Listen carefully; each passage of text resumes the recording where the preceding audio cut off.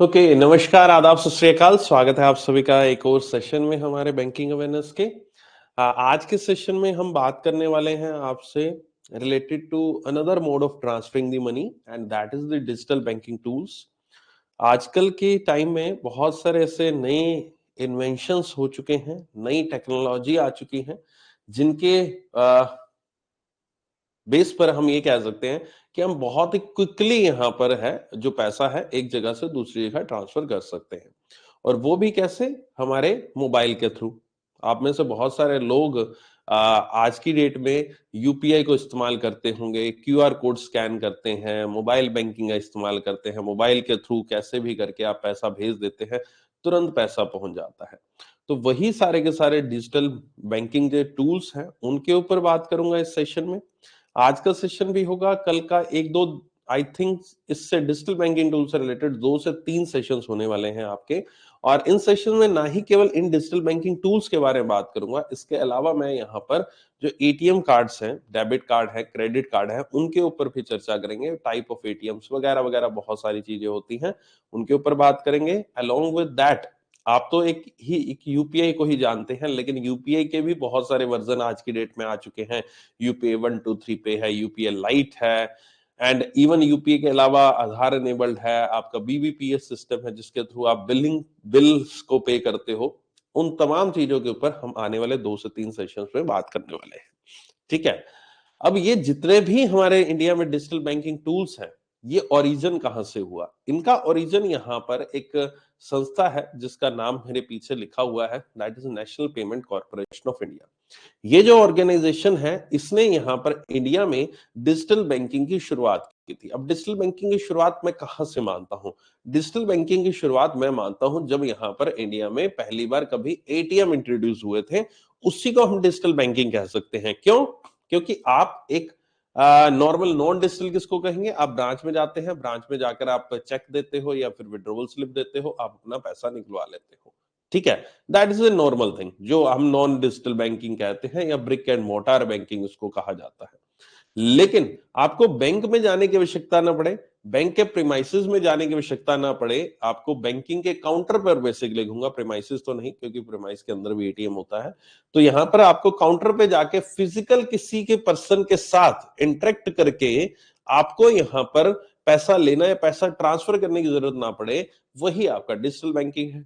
और उसमें आपके सामने एटीएम मशीन का एक बहुत बड़ा एग्जांपल है, एटीएम का एग्जांपल है, क्रेडिट कार्ड, डेबिट कार्ड का एग्जांपल है, कि आपको बैंकर्स के साथ इंटरेक्शन नहीं करना पड़ता, किसी के साथ आपको फिजिकल इंटरेक्ट नहीं होना पड़ता, यहाँ पर आपको उससे कोई बातचीत नहीं करनी। एक सिंगल मशीन है, उसके थ्रू ही आपकी ट्रांजेक्शन पॉसिबल हो जाती है।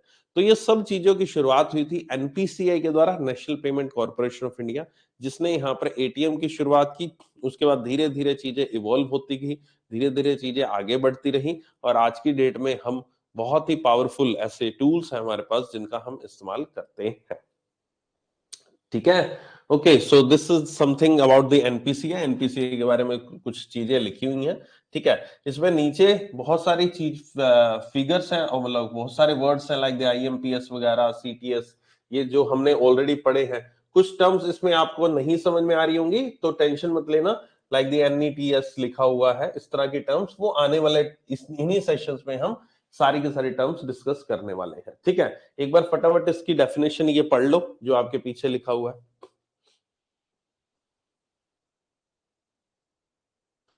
अभी आ जाएगी सतेंद्र, इस सेशन के एंड होने के बाद।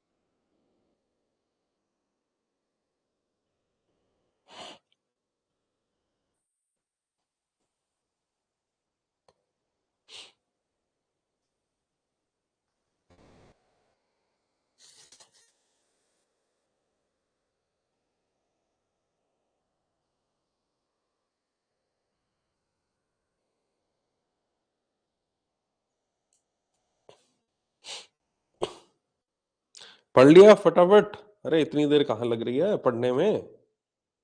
जल्दी से पढ़ो यार, इसमें क्या है, पढ़ने वाला है भी क्या इसमें? इससे बढ़िया तो मैं कह देता बाद में पढ़ लो।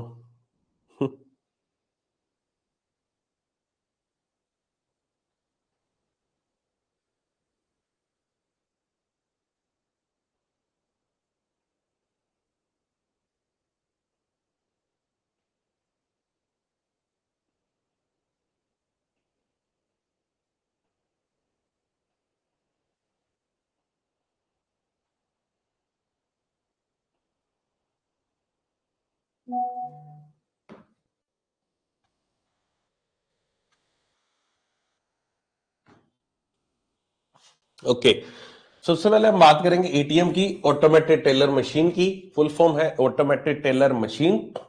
ये यहां पर प्राइमली यूज किया जाता है आपके कैश को विड्रॉ करने के लिए। आप सभी को ये तो मालूम होगा कि एटीएम मशीन से हम कैश विड्रॉ करते हैं, बट एटीएम मशीन में जब आप जाते हो तो कभी इतना ध्यान से हमने देखा नहीं होगा एटीएम मशीन को, लेकिन एटीएम मशीन पे कैश विड्रॉवल के अलावा भी बहुत सारी चीजें जो है वहां पर लिखी होती हैं। लेकिन हमारा वो एक होता है ना माइंड जो है, साइकोलॉजी जो है, और एक जल्दबाजी जो है, क्योंकि एटीएम मशीन पे हम जब भी जाते हैं तो हमारी साइकोलॉजी, हमारा माइंडसेट किस तरह से काम करता है, जल्दी से और पैसा निकलवा कर आ जाओ। मतलब वो एक माइंडसेट वहां पर काम करता है, जल्दी जल्दी जल्दी जल्दी जल्दी। क्योंकि एटीएम मशीन या एटीएम कार्ड आपको अपने आप ही एक प्रकार से मोटिवेट कर रहा है कि भाई साहब जल्दी करो जल्दी करो, है ना। तो एटीएम का मतलब जल्दबाजी होती है, मैं तो सिंपल सी बात कहता हूं, क्योंकि कस्टमर जो भी मैंने देखा है, कस्टमर के माइंडसेट ऐसा ही आता है एटीएम मशीन में जब घुसता है, वो एटीएम के रूम में जब घुसता है, जल्दी करो, फटाफट कार्ड लगाएगा, फटाफट पेन लगाएगा, फटाफट पैसे निकाल के गिन कर चला जाएगा, है ना।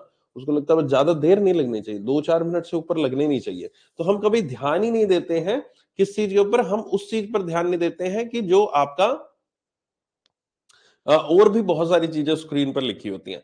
लेकिन एटीएम मशीन में और भी बहुत सारे फंक्शन अवेलेबल होते हैं। लाइक द एटीएम मशीन्स आजकल कैश डिपॉजिट भी करती है, उनके ऊपर भी बात करते हैं। उनको मशीन्स को क्या कहते हैं, उनको एटीएम नहीं कहते, उनको अलग नाम होता है। इसी सेशन में आगे बात करेंगे। इवन आपके मोबाइल का रिचार्ज का ऑप्शन भी वहां पर होता है, इवन पैसे को ट्रांसफर करने का ऑप्शन भी वहां पर होता है।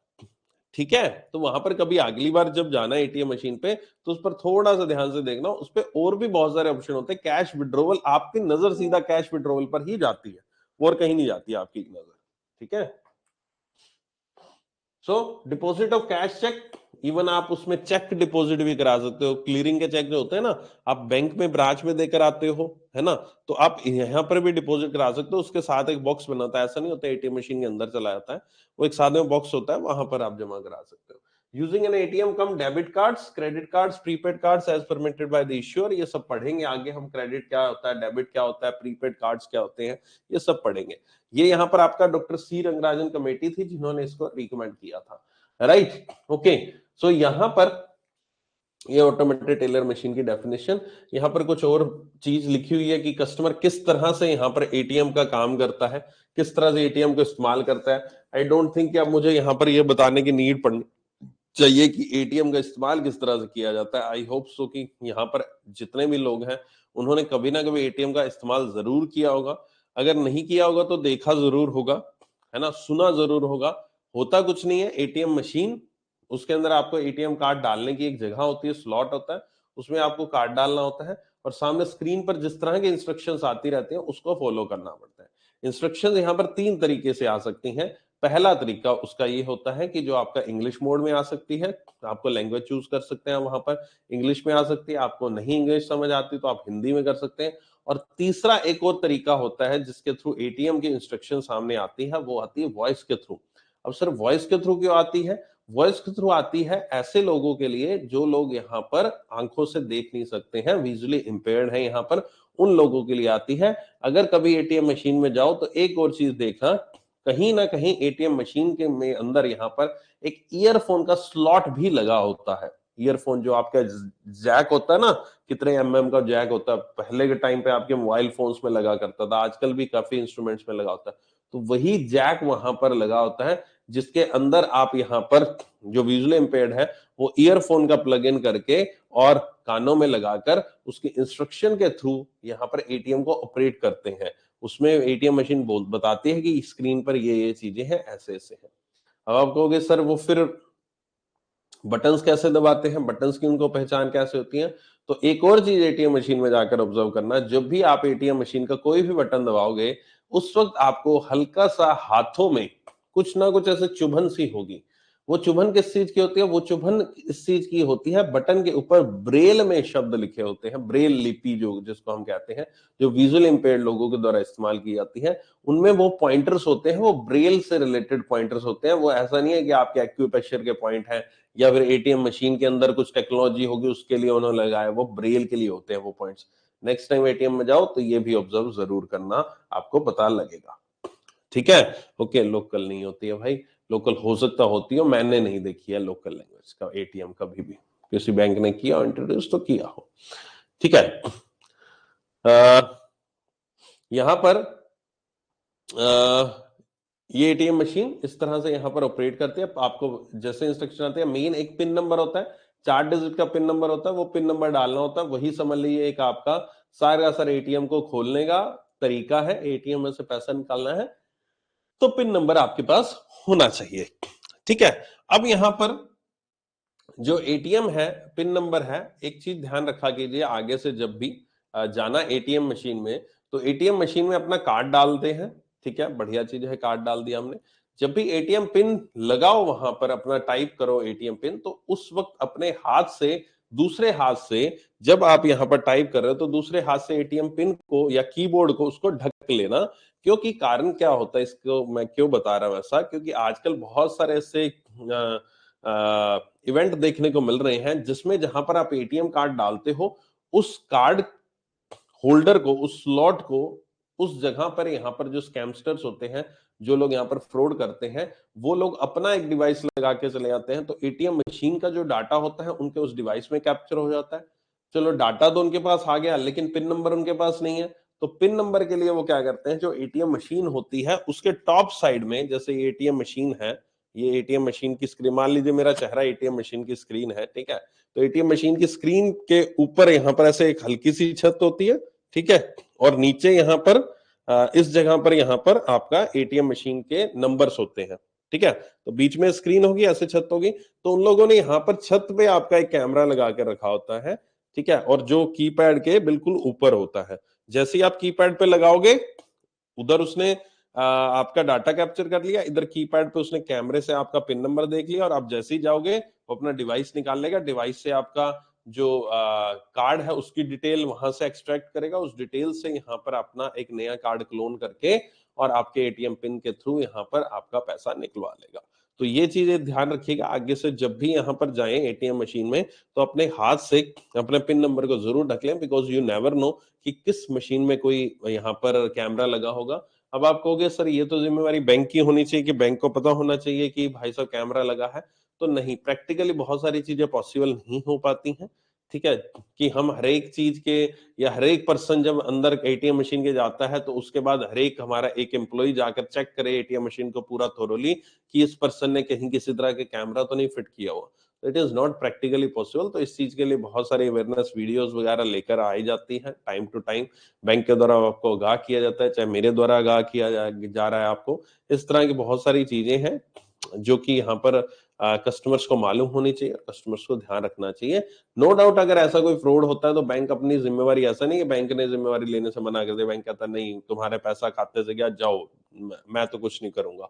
नहीं, ऐसा नहीं होता, बैंक आपका सपोर्ट भी करता है, और even reserve bank of India कुछ गाइडलाइंस है, उनके अनुसार यहाँ पर आपको पैसा भी आपका मिल सकता है वापस। ठीक है, तो ये चीज यहां पर आपका है एटीएम मशीन। अब यहां पर देखो लिखा हुआ है, कुछ और चीजें पढ़ लेते हैं, एक दो पॉइंट्स और इसमें निकल कर सामने आएंगे। That is for facilitating the operation through these ATM, a customer is provided with an ATM card with a personal identification number, which can be changed anytime by the customer. Whenever customer performs a transaction, she has to key in the PIN, which is validated by the ATM switch, यानी कि ATM machine की बात कर रहे हैं। Before the machine permits any transaction, the PIN has to be kept secret by the customer to prevent any misuse or fraudulent transaction in the event of loss of the card. The Reserve Bank instructed banks in August 2015 to replace all the magnetic strips with the EuroPay, MasterCard and the Visa chip and PIN-based cards by the end of December 2018. Later in May 2016, banks were instructed to enable EMV chip-based processing at ATM micro ATMs, micro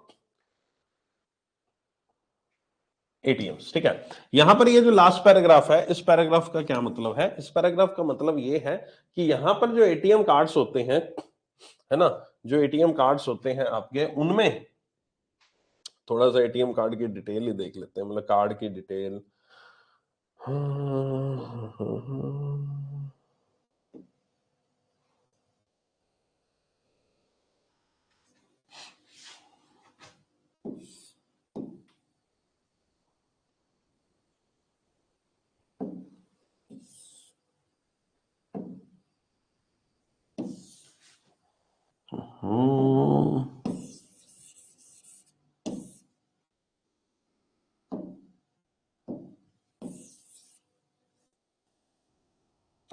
क्या हो रहा है भाई? यहाँ पर shape का option था तो से कहाँ गया? चलो कोई बात नहीं, छोड़ो फिर।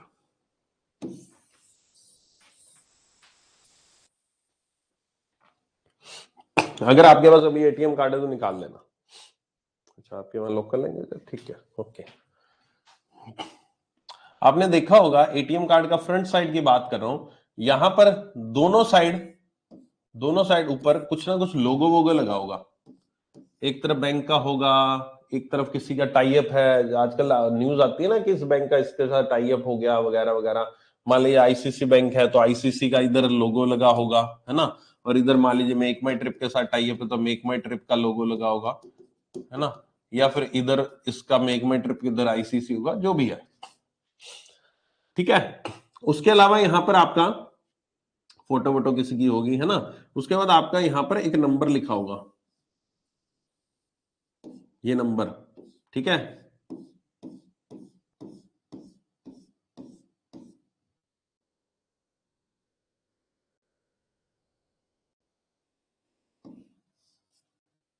कितने डिजिट का होगा?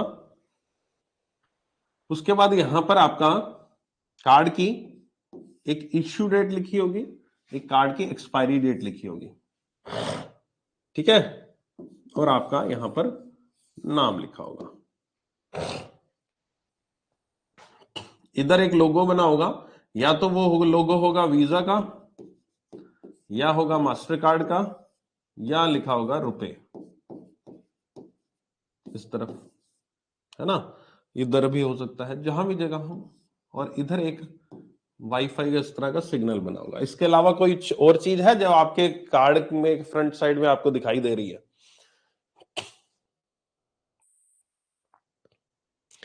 इस तरह से कोई और चीज है जो आपके कार्ड के फ्रंट साइड में आपको दिखाई दे रही है? बताओ भला। निकाल लो एक बार कार्ड, है ना, ठंड है आई नो। कार्ड निकाल लो एक बार, बेटर रहेगा।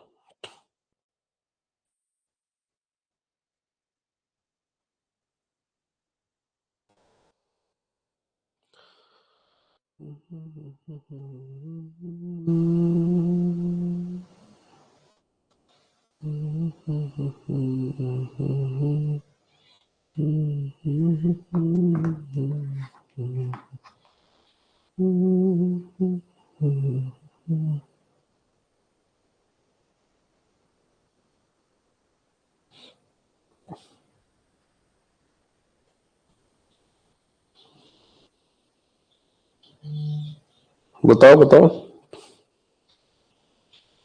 कहीं मेरे से कोई चीज छूट गई, कोई मेरे से ऐसी चीज गलती हो गई? देखते हैं कितने अटेंटिव हो, देखते हैं देखते हैं।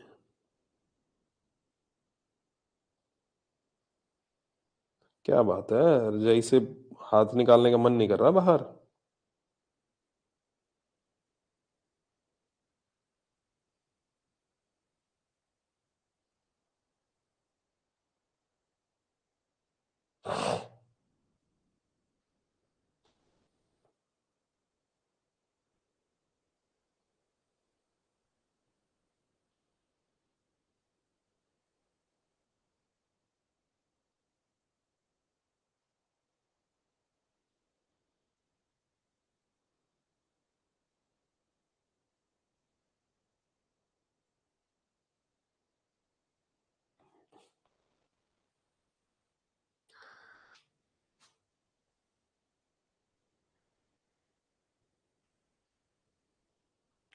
आप में से केवल एक व्यक्ति है जो जिसने बिल्कुल एकदम सही चीज दी है, सही पकड़ी है चीज। और मैं देखना चाहता था कितने नींद में हो, कितने जाग रहे हो। बंधु कितनी बार कह दिया, कितनी बार कहा कि कार्ड निकाल कर देख लो। ये कार्ड पे 12 डिजिट जो है ना, 12 नहीं होता बंधु, ये 16 डिजिट का होता है। किसने बोला? केवल एक व्यक्ति ने ये चीज बोली।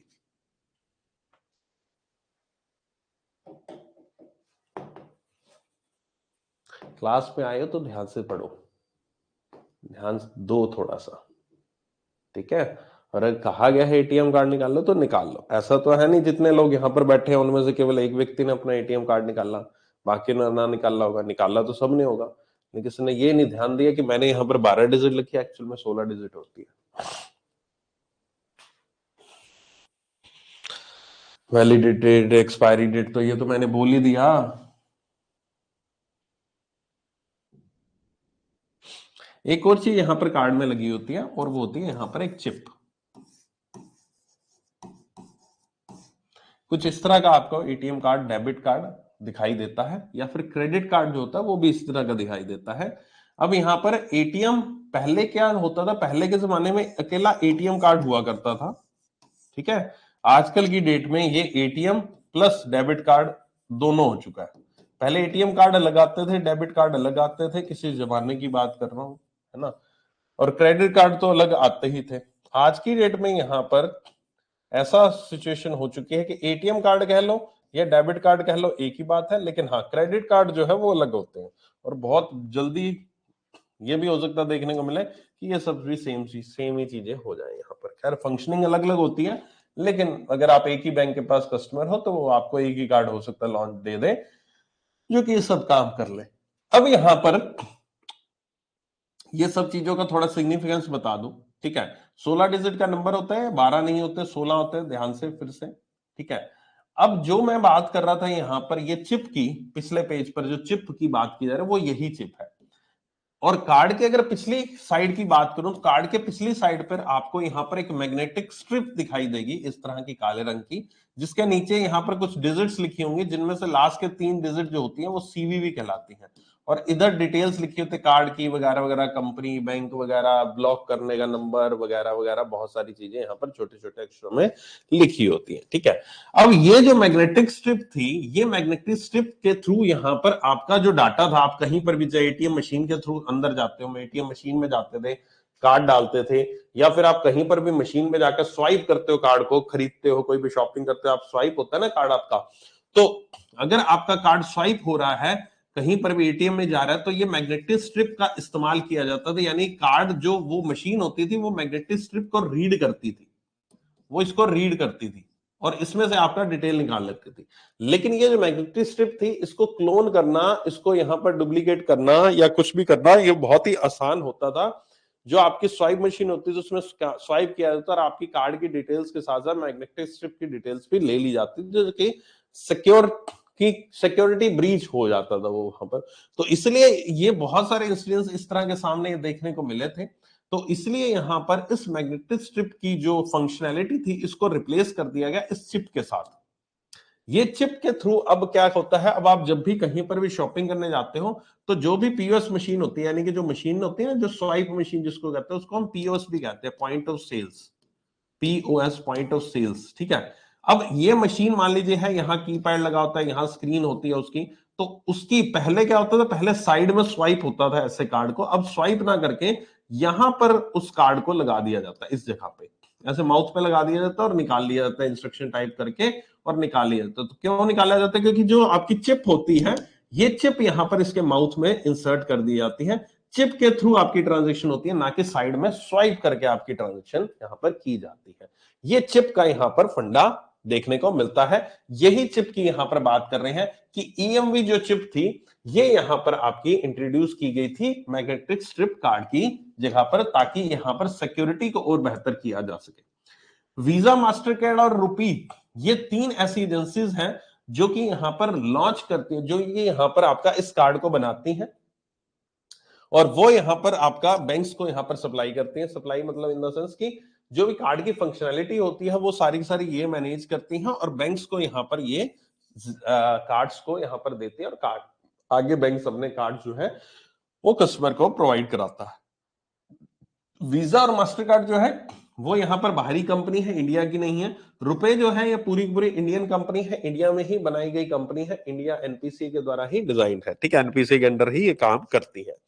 एक और चीज है जो यहाँ पर वाईफाई का सिग्नल लगा हुआ है। वाईफाई का सिग्नल का मतलब ये है कि आपका कार्ड जो है वो on tap card, on tap facility के लिए अनेबल है। ऑन टैप फैसिलिटी क्या है? ऑन टैप फैसिलिटी है कि आप अपने, जब भी आप इस कार्ड का इस्तेमाल करते हो, आप किसी भी मशीन में आप इस कार्ड को डालते हो तो आपको यहाँ पर पिन नंबर डालना पड़ता है ना। कहीं बाहर शॉपिंग करने गए, कोई रेस्टोरेंट में खाना खाया तो आप कार्ड का इस्तेमाल करते हो, तो कार्ड में आपको क्या करना होता है, वो आपको मशीन देते हैं, आपका कार्ड डालते हैं, मशीन देते हैं, उसमें पिन नंबर अपना डालिए तभी ट्रांजेक्शन हो पाएगी।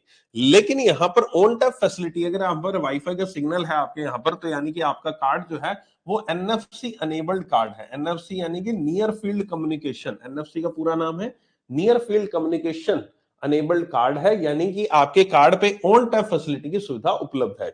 ऑन टैप फैसिलिटी ये सुविधा है कि आप अपने कार्ड को इस पर्टिकुलर मशीन पे के अंदर जो डालते हैं उसमें डालने की, इंसर्ट करने की जरूरत नहीं है। सिंपल अपने कार्ड को इस मशीन के ऊपर ऐसे टैप करना है, ऐसे जस्ट ऐसे टैप करना है, मतलब कार्ड है, टच एंड गो, ठीक है, टैप करना है और आपके अकाउंट से, आपके कार्ड के थ्रू यहां पर 5,000 रुपए तक की पेमेंट, 5,000 रुपीज तक की payment without putting any kind of pin, बिना किसी पिन कार्ड को डाले, पिन नंबर को डाले एग्जीक्यूट हो जाएगी।